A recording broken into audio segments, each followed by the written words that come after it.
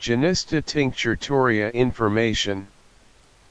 Genista tinctoria, also known as Dyer's greenweed, is a perennial flowering plant in the Fabaceae family.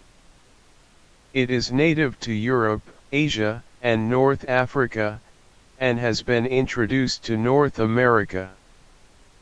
The plant grows up to 1.5 meters tall and has yellow, pea-like flowers that bloom in late spring and early summer.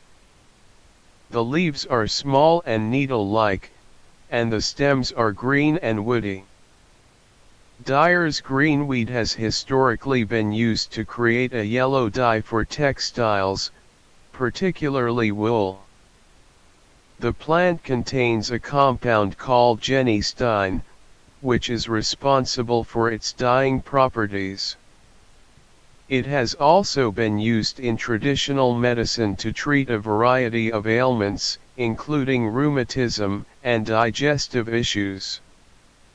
Dyer's greenweed prefers sunny locations with well-drained soil and is tolerant of drought and poor soil conditions. It is sometimes considered a weed in agricultural areas, as it can compete with crops for resources.